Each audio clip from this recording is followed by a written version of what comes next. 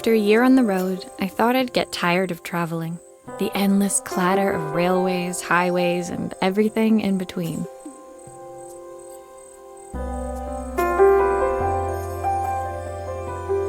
But as my train pulled into the station at Bellariva, I felt every bit as excited as the first day of my journey. A whole year. It felt like a lifetime. The places I'd seen, the people I'd met, of course, the forgotten treasures I'd given a new lease of life along the way. I'm a restorer by trade. Bringing our most beloved possessions back to life is what I love to do. I'd been traveling for months, working my way from one town to the next, fixing everything from family heirlooms to VCRs. Bellariva was my chance to take a break. Unfortunately, that would have to wait until after I'd unpacked.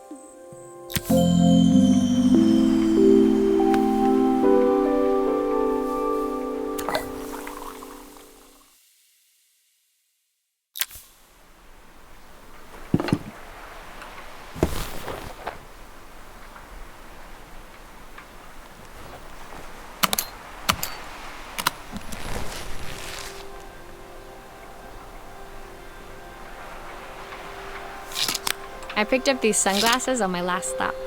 Hopefully I'm cool enough to pull them off.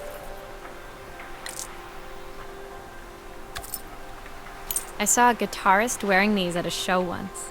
Rock and roll repair woman, at your service.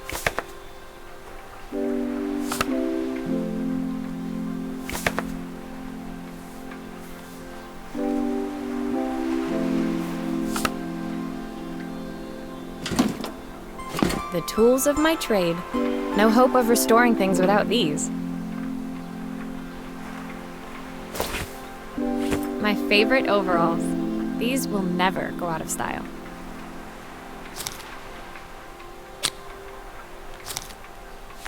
Who doesn't love a scrunchie?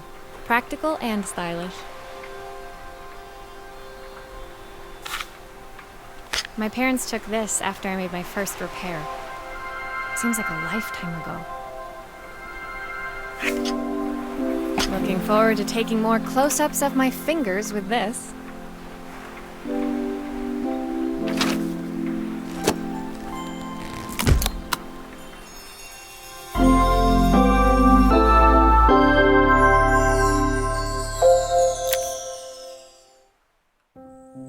Finally, I'd made it to Bellariva. I'd come for the food festival, taking place in a few days' time. After living off TV dinners and instant ramen for the last few months, I was craving a decent meal. Of course, I'd need to earn enough money to pay for it, so I figured I'd head out the next day and find some work. My parents never wanted me to go. They wanted me to stay in their shop and have a simple, stationary life. I knew there was a world out there, beyond the four walls of our antique store, that I had to be a part of. I daydreamed constantly about the weird and wonderful places each of our antiques came from. I loved figuring out their stories, revealing the memories hidden beneath the screws and wires. My story in Bellariva began with a little girl, and a voice she was longing to hear.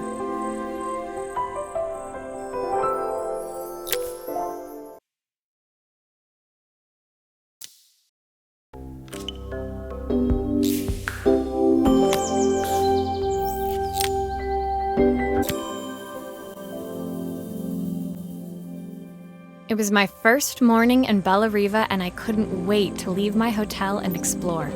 It was a quiet town, its streets and alleyways basking peacefully in the hot morning sun. In the main square, meanwhile, preparations were underway for the festival in a few days' time.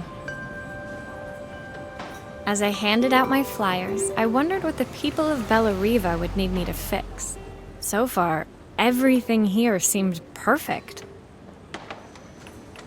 I was starting to worry I'd made a mistake when I felt someone tapping me on the back. Hi, I'm Izzy. Do you know how to fix things? It was a little girl, maybe 7 years old, who must have gotten hold of one of my flyers. She rummaged around in her backpack until she hauled out a battered red cassette deck. My tape is broken and I can't make it work anymore.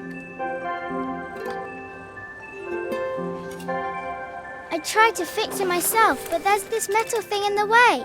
Can you try?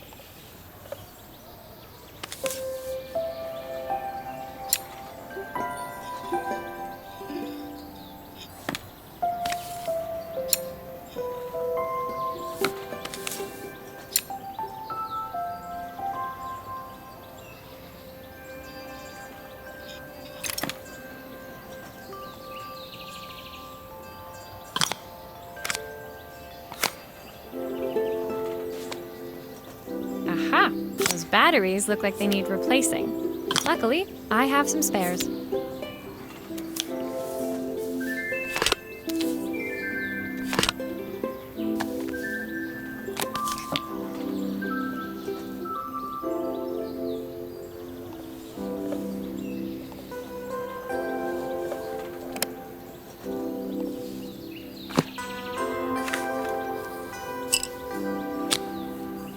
Why did you do that?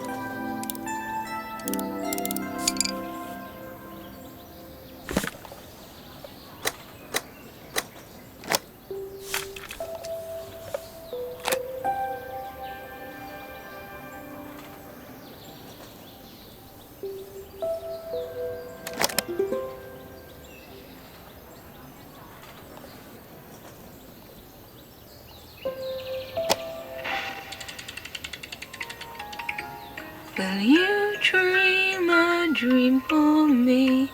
If I sit by your side and hold you so tight, know that I will always love you, even though we both know that we must say goodnight. Good night, my darling.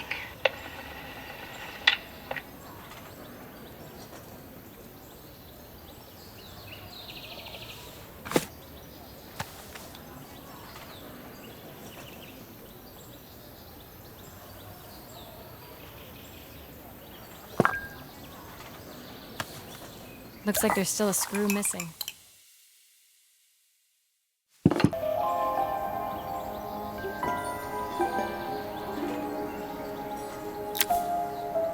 When it finished, Izzy picked up the tape deck and tucked it carefully into her backpack. Thanks, Maria. You're the best person at fixing things ever. No problem. Who was that singing? They're very good. It's my mum. She's not here anymore. Izzy trailed off. It was the kind of silence a cassette tape would never be enough to fill. When Izzy's friends called for her, she dug deep into her pockets, looking for something to pay me with. Eventually, she produced a grand total of a stick of gum, 3 mismatched buttons, and a yo-yo. I usually preferred a check, but Izzy looked so serious, I wrote out a full receipt. She seemed like a happy kid, but beneath it all, part of her life had been shattered. A part I wouldn't be able to fix.